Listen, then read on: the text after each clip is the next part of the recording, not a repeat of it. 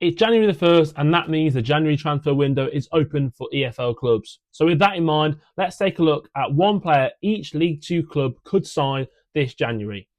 Bear in mind that this is an outsider's perspective looking in. So if you're watching this and you think that your club needs a different position, do please comment below. I will maybe make a part 2 to this video if there are enough comments and different perspectives needed on their clubs. So please do bear that in mind. This is just my best assessment from the outside looking in. I will warn you, there are a lot of strikers in this video. It seems like every club in League Two needs a striker, and they're quite hard to come by, especially good ones. And of course, I've tried to make this as realistic as possible as well. So suggestions based on what I think that would be attainable for these clubs in terms of budget, location, maybe links to the manager, all those types of things. So without further ado, let's start. We're going to go in alphabetical order, by the way. So do look in the description for your timestamp for your club. And without further ado, let's get into it. So we're going to start with Accrington Stanley. I've gone for Barrow's centre forward, Jed Garner. You may be looking at the amount of goals that Accrington scored and think, do they really need a centre forward? And the answer, I think, is still yes, because if you look at their goals scored recently, the goals have really dried up. If you look at the forwards they brought in the summer to get those goals for them, that would be Jimmy Knowles and Kelsey Mooney. They haven't really rediscovered the form that they found at Boston, which is understandable because it was a 2-league jump for those two forwards. So I've gone for someone that's EFL proven. Garner's got a decent goal scoring record and has fallen down the pecking order at Barrow. Crucially, he's from the Northwest, so this move would make a lot of sense. I think Accrington have got not got the biggest budget, to be honest, and also when you consider their league position, attracting someone of really high quality is going to be quite difficult. But I think Jed Garner's got a potential to be a decent acquisition for them and could lead the line with some decent experience. AFC Wimbledon are a difficult one to do because they're second in the table at the end of the year. So they are pretty well stocked in every position. They've got a very strong side. The one position I did think that they maybe looked a little bit light in was in midfield. They've got very good midfielders in their squad, but at the minute they've had to use players that they've brought players in because they've had injuries in there, etc. And they're using players who, I mean, Romain Sawyers is a fantastic player, but he is well into his 30s now. And I think they could probably use a little bit of youth and a little bit of energy in that midfield. So I've gone for Crystal Palace's Caden Rodney. This would be a loan move, and they've already got Goodman in goal. He's on loan from Crystal Palace. I do think they could do with some energy, some youth, and maybe a League Two loan would be good experience for Rodney as well. I thought the Wimbledon were really hard to pick for. You could look at wing back as areas where they haven't got natural wing backs, but those players are doing really well for them this season. They've got good forwards. They've got obviously a great spine. I just think that they've got a lot of aging players in the midfield. Even Hippolyte, who's been fantastic for them earlier parts of the season, he's an older player. So a little bit of youth could be good in their midfield. Moving on to Barrow then. I've taken a striker away from them. They actually need a striker. So Barrow fans may have seen that if they've not skipped to Barrow because they're quite high in the alphabet, they may have gone and just watched through and thought, why are you getting rid of a striker when we need one? Well, I've suggested one here as well. I've gone for Chris Long from Crewe, so another League Two to League Two move. Chris Long is a very good striker. I think Crewe fans will say that on his day, he's a very good striker, but he just hasn't simply got the minutes for Crewe at the minute.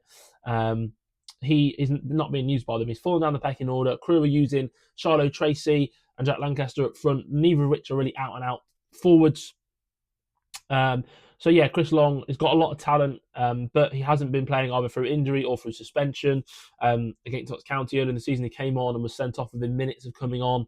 It's kind of been one of those kind of seasons for him. Whether this would be a permanent or a loan move, I don't know, but I think Barrow aren't really troubling Crewe in the league, so I think they would be happy to loan him out if there was some sort of wages being paid. They loaned out a player to Notts County last season, so they are willing to loan within the division. They've shown that before. And Long is from the Northwest again, so a move closer to home for him. He's EFL experienced, and I think for Barrow, a striker is needed. He could be a good option. Bradford, they've already made a signing. They've signed George Lapsley from Gillingham. He wasn't the player I was going to suggest, though, so he's not changed anything there. I also think they need a striker. There's a theme going on here. I did warn you at the start of the video. There is a theme. Strikers needed. And I do think they need a striker to help out Andy Cook, who is a fantastic forward, but he's scoring pretty much all of their goals. They need someone to take the burden off him a little bit.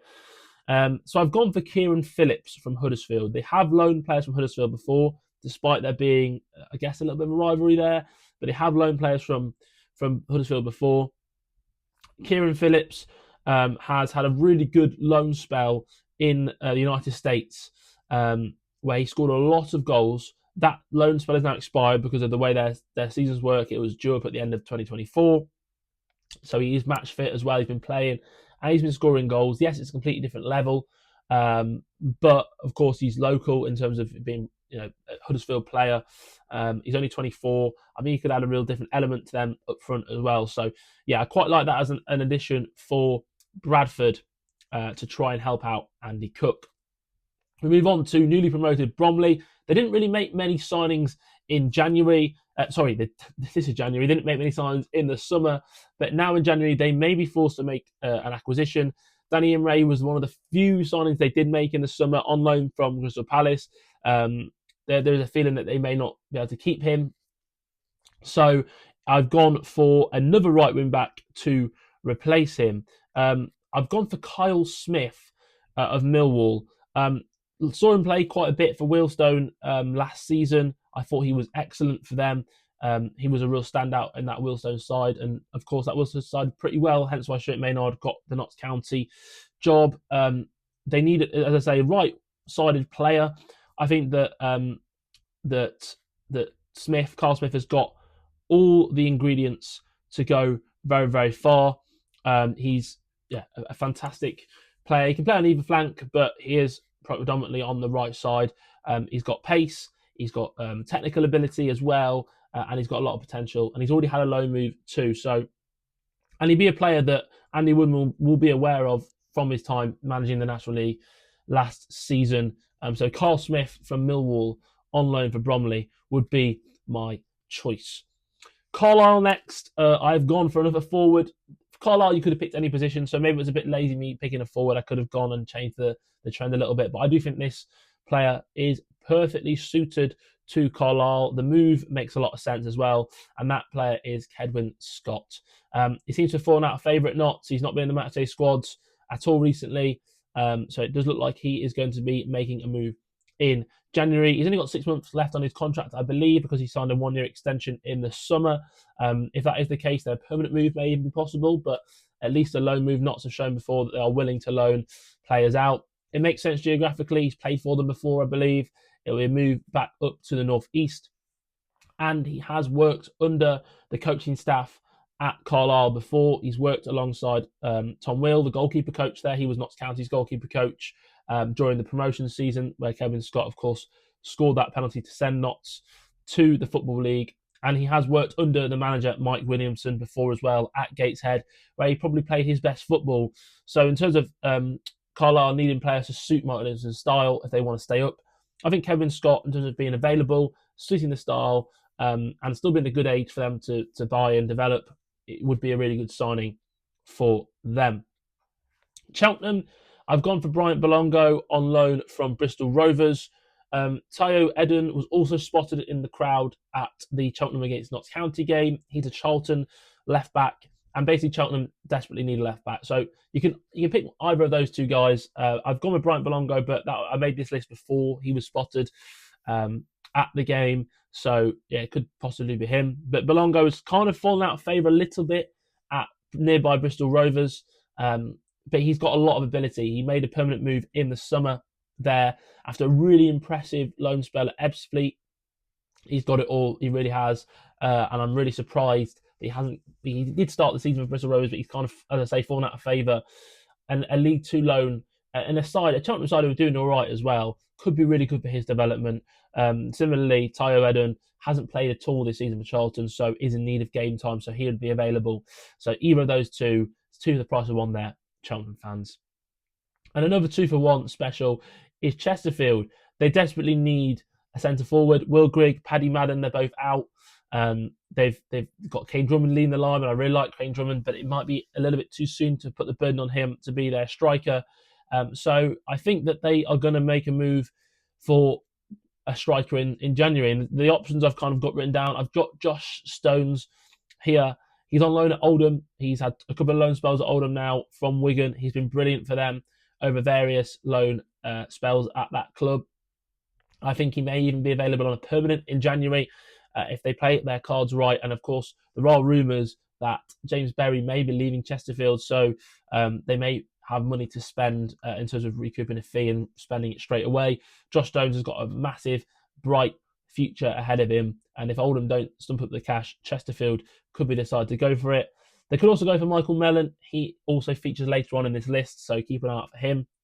He's a really good centre forward as well. Did really, really well at Morecambe on loan.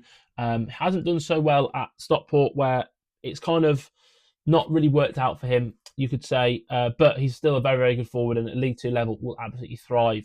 So I've gone for either of those two. We move on then to Colchester, and Colchester have gone for a forward. This one's a slightly interesting pick, left field pick, I think. Colchester are a team that are in really good form. So again, it's really hard to assess them and pick out weaknesses because they're playing really well. I do think the one area they could do with is signing a pacey forward to complement Lyle Taylor. They obviously lost the striker to Peterborough in the summer, and Samson Tavide as well is linked with moves away, and both of them had a lot of pace. And it looks like Tavide may be off in January if he comes back from injury. So they need a pacey forward. I've gone for Yeboah, who was on loan at Doncaster. He's been recalled by Bristol City because he wasn't getting the minutes at Doncaster. He didn't break into that team. So it may seem like a bizarre one for a player who hasn't quite cut it at League Two level for me to suggest for another League Two move. There is reasoning behind it, though. He's absolutely rapid. They need pace up front, and you're not going to get many quicker than Yeboah. The other thing is he didn't really get regular minutes at Doncaster. So if he gets more of a chance at Colchester, alongside an experienced forward like Lyle Taylor, maybe he might thrive there. And I do think this guy's got a lot of ability. Yes, it was at National League South level, but he showed really, really good levels there. He looks a level above that, to be honest. Maybe he should go to National League next. But I think if Colchester are looking for a pacey forward on loan, it's difficult to say what kind of money they're going to spend because they do get a lot of good fees in for their players. If they sell Tavide, that'll be yet another player sold in a window. But it's difficult to say what pacey forward would be available in January for a decent fee. But Yeboah is available. He has been recalled. So that could be an interesting option. We've got another loan player now. This is for Crewe. Again, really difficult to assess Crewe because they're doing really well. It looks like they may need cover for fullback on both sides. So I wanted a player who was versatile. I've gone for Dominic Thompson on loan from Blackpool. He's barely been used by Blackpool this season. He went on loan to Forest Green Rovers last January. So he has gone on loan in January before. So, Blackpool have shown they're willing to send this guy out. And he can play both sides. So he's predominantly left-sided, which I think is what Crewe probably need more. But he can cover on the right as well. Would give them a decent option in terms of squad. Whether he'd want to go out on loan and be a squad player, I don't know. But he would be an interesting option for Crewe, who I think have actually got a pretty good squad. And again, difficult because they haven't got a massive budget. We know all about their youth academy, promoting talent. They're probably going to look within before they look externally to sign someone. But I do think Dominic Thompson could be a good option for them. Doncaster, they need a quick, direct player with pace. Yeboah, who they've just had recalled, was that. But they need someone maybe that is a little bit more ready, a little bit more polished. I've gone for Andrew Oluwabori from Halifax. He is second in the National League for dribbles per 90. He originally came through at Huddersfield as well, so a Yorkshire-based side. He's got loads of pace. He's really direct. He's really exciting to watch. I think Doncaster have got a really good attack, so you're going to have to sign a player who's perhaps willing to rotate and not have all the minutes. But they do lack a little bit of pace in that attack. And I think Oluwabori would add that. Really like him. He's always enjoyable to watch. I think he's a player that Doncaster fans would enjoy. He's who I've gone for them. And I think he's got 6 months left on his deal at Halifax. I don't know that, but just based off when he signed, it would make sense if he's got 6 months left. So maybe a deal could be struck to pick him up. Talking of Halifax, picking off another player from them, a player that's on loan. This is Fleetwood now. I've gone for Billy Waters. Fleetwood need a centre forward. That's the position they're crying out for. And Pete Wild, who's a former Halifax manager, is now the Fleetwood manager. And twice previously he has signed Billy Waters. And twice previously he has got the best out of him. He hit 20 goals for Halifax when Pete Wild was a manager there. And then he hit 10 goals for Barrow when Pete Wild was there, and then got a move to Wrexham. And since that move, it hasn't really worked out for him. He's gone back to Halifax. Halifax fans seem to want to keep him, but he's only on loan there. And if Fleetwood came calling, I'm sure a step back into the Football League, playing under a manager who he's done really good stuff under before, would be tempting for him. He's a player that Pete Wild trusts. He knows he can get the best out of. So I've gone for Billy Waters up front for Fleetwood. I'm not sure if it'd be a permanent or a loan. I don't know which one would suit them better. But yeah, I've gone for that, and I think he'd be a very smart addition. Gillingham are next. I have gone for an attacking midfielder. I think the biggest issue for Gillingham, they need a little bit of creativity. They need goals. They've got a lot of quality in attacking midfield position, but they're all older players. Bradley Dack, Johnny Williams. These are players that you can't really rely on to start week in, week out. And I think that's probably what's letting Gillingham down. They've got a lot of older players, but let's have a player in who can play almost every minute and you can rely on. Someone that's in the prime of their career. I've gone for Charlie Ruff from Chelmsford. That is the National League South, so it is a 2-league jump. Gillingham have got the resources to go and sign an EFL proven player, so they may go and do that. But I thought, they signed Marcus Wiley from non-league, and he was an even lower level in non-league. He was step 3. And Charlie Ruff is not just a half a season wonder. He was unbelievable last season as well. Probably the best player at step 2 level, or one of, if not the best player at step 2 level. Absolutely fantastic. Can run a show on his own, and he's fairly local as well, just over an hour away, Chelmsford. So I believe, anyway, I might have got that wrong, but I think just over an hour away. So all in all, I think this would make a lot of sense. He's 25, entering his prime. And I also think that Gillingham are a club that have the resources to offer Ruff the kind of money he may need to leave a job. I don't know what job he's got, but a lot of part-time players want to stay part-time because of the finances. But Charlie Ruff, maybe Gillingham have got the resources to offer him an attractive financial package to make a move to full-time football. Grimsby are next. I've gone for another forward. I think that Grimsby are doing really well. As I said before, I think they're overperforming. And of course, maybe they're not struggling to score goals really, but I do think they lack a striker who has scored. Their top scorer hasn't got loads of goals. So you kind of got to bear that in mind. I've gone for Jack Cooper-Love from Burton Albion. This would probably be a loan. He's only just signed for Burton in the summer, but he started the season, got a couple of goals for them, and has then fallen out of favour. Hasn't really been used by new manager Gary Bowyer. David Artell has signed players from Scandinavia before. Jason Daddy's van Forsen, who is doing really well for them now, 2 goals in 2 games. He's signed from Iceland. He also signed a Norwegian striker. I've forgotten his name, but he was at Crewe. This is a while ago. He signed him for Crewe from Norway. So he's not afraid of signing players from Scandinavia. I know you're thinking Burton isn't in Scandinavia, but Jack Cooper-Love has played all of his career, other than his 6-month stint at Burton, in Sweden.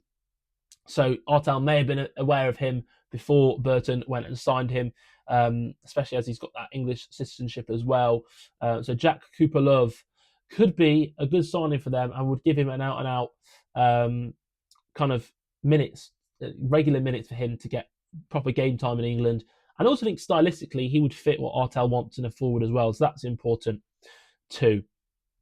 Harrogate, what a shock. Also need a forward. Bit of a theme going on here. They need to add goals, but given their budget and the size of the club and all those kind of things, they probably are going to have to look into non-league to find themselves a forward. Because finding a proven goal scorer, they've already tried. Enoento, they signed on a free from Derby County, kind of from America. The college system there kind of shows you the caliber of player they're able to afford mid-season. I've gone for Tom Curzons from Ilkeston Town. I think he's got EFL interest already. So this is definitely a player I think that can make the step up. He's scored loads of goals this season already. He's at a really good age. He's in his early 20s, but he's not too young where he probably won't be able to handle the step up. Given that Harrogate would probably offer him, kind of a starting role, that may be more attractive to him than going and signing for a club where he's going to be second choice. He's at an age now, I think he's 23, 24, where he needs to kind of go and be first choice somewhere. He's still got development room, but you don't want to go and sit on someone's bench all season. So I think Tom Gosens from Ilkeston Town could be a really good signing. I don't know what kind of fee they need for him, but he is tearing it up at step 3 level. It is a big jump, but Harrogate have to look in a certain pool, and I think he is the best of that pool. MK Dons, talking from one end of the spectrum in terms of the other, in terms of resources, you've got a team here who I think could probably go out and sign a centre forward, and probably would like to do that, and I think they might in January. But coming up with a centre forward who would match what MK Dons want and also be realistic was really difficult. So instead, I have gone with a player who's played for MK Dons before. I've gone for Kyron Lofthouse. He was at MK Dons last season. Conor Lemony-Evans has played at right wing back in recent games because Aaron Nemain needs a rest, really. He's the only right wing back that MK Dons have got. And Lofthouse was brilliant for them last season.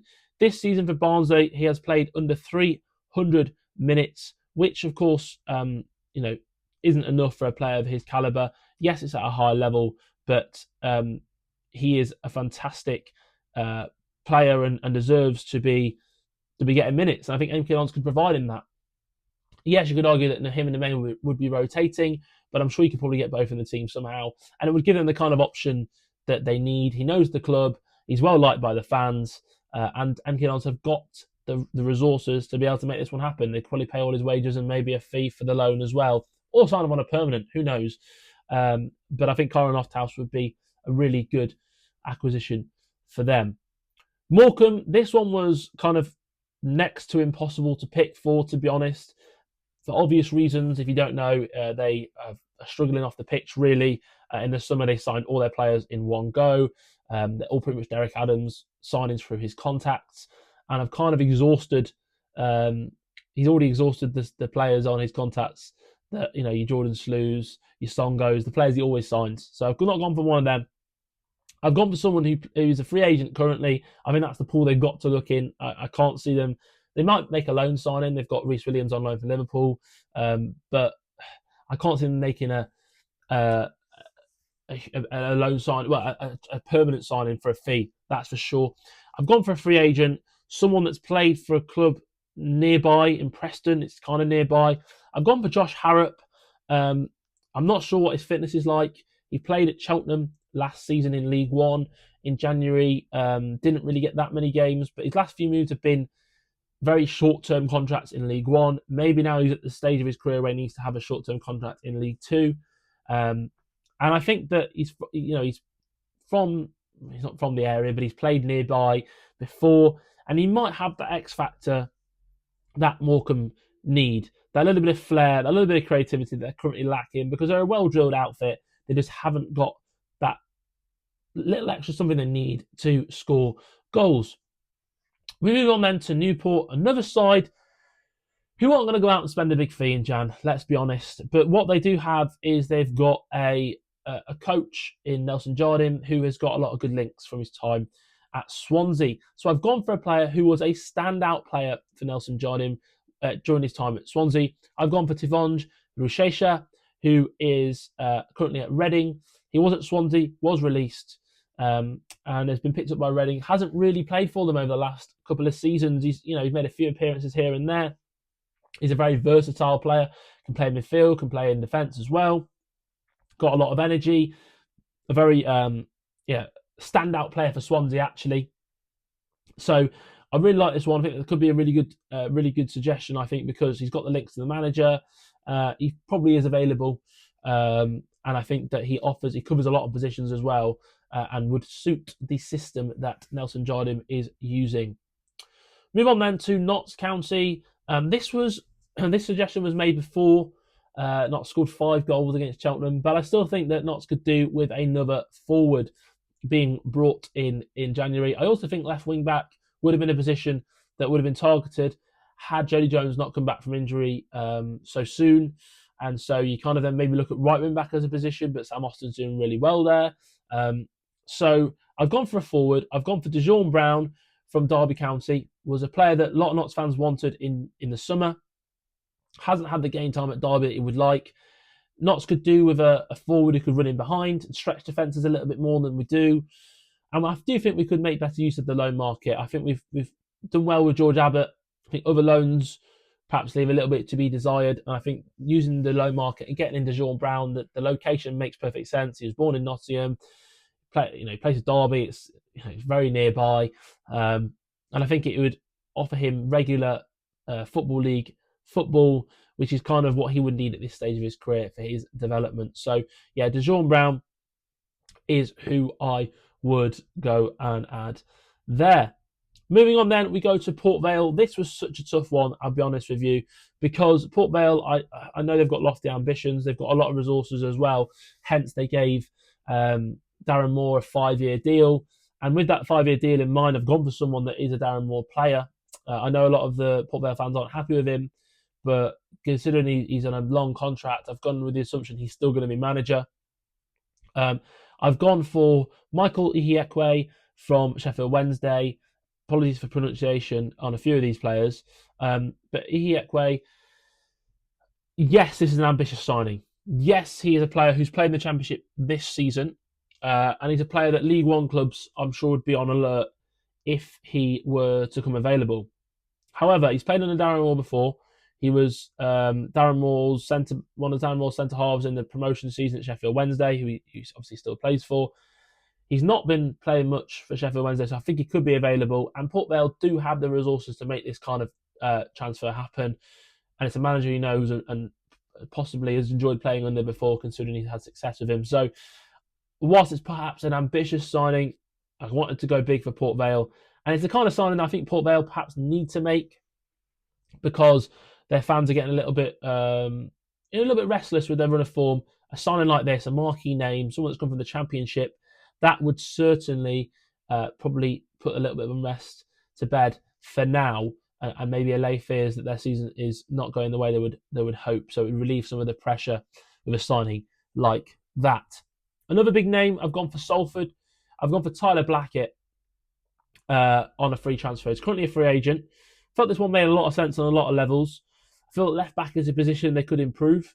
They do use wingers at wing back, so maybe that's kind of what they're going with. But I feel like, if they need a traditional left back, he could fit the mould, and he can play at centre back as well. I know they've got a couple of left-sided defenders already, Luke Garbett and Curtis Tilt, but I do think Tyler Blackett fits the profile in terms of the signing that they're making. He's obviously been in the Championship fairly recently, like a lot of their signings have been this season. Tyrese Forner and Ben Woodburn and players like that.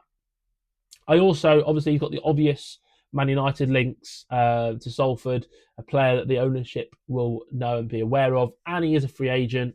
It was difficult to really pick for Salford because they're in such a good vein of form, a little bit like Colchester and Bromley and a few of the other teams where they're in really good form, and they go. There's no obvious weak link in the team. So I've gone Tyler Blackett on a free transfer. I feel like this is one where Salford fans may be better placed to pick a position they need someone in, but yeah, I thought that he would be a smart signing on a free transfer. Swindon, they need players all over the pitch. It's a really difficult one, Swindon, because I actually think in terms of individuals, they've got some really strong players. If you look at their squad, they've actually got some talented players in their squad. So it's really difficult to pinpoint a particular position, because if you ask Swindon fans what they need, they'll say everywhere. So I've gone for a player that I just think he can play in a few positions. He's got a lot of potential. And I think, on a permanent would make a lot of sense. I've gone for Josh Hedges from Salisbury, playing in Wiltshire, not a million miles away. He's got 7 goals in 17 games. He's only 21. He's a winger, but he can play more inside as well. He's got so much ability. He's going to be a football league player. So it makes sense for Swindon to snap him up now if they can. I know Salisbury will be keen to hang on to him. But I just went for a player I think that, when you don't have a particular position in mind to pick from, I kind of had free reign. So I just picked a player that I think Swindon should be trying to sign. And given how local he is, it would make a lot of sense to try and pick him up.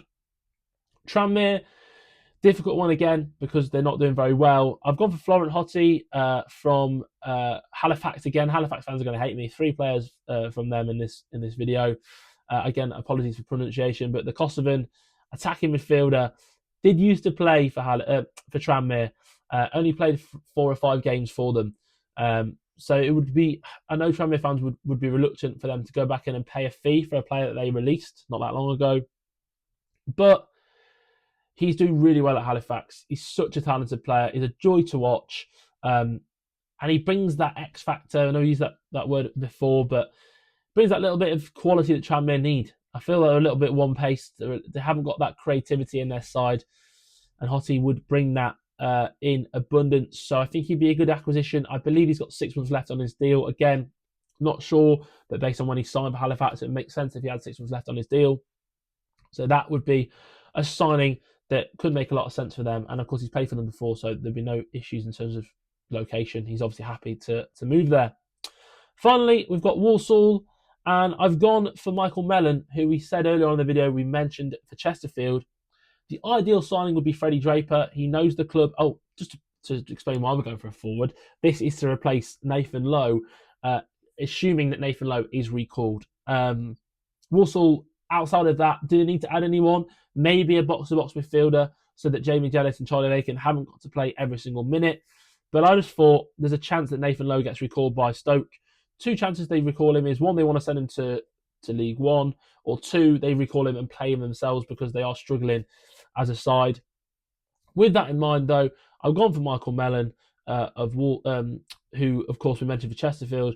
Freddie Draper would be the ideal signing. He's played for Walsall before. He's scored goals for Walsall before last season.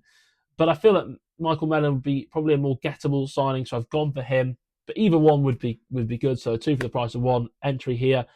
I also think that Mellon replicates Lowe's volume of shooting really well. He shoots from all over the pitch. He takes a lot of shots, a little bit like Nathan Lowe does. A high volume forward, I like to call him, and he's a very, very good player at this level, as he's shown before when he was at Morecambe. So he could be a really good option for Walsall. And that brings us to an end of the video.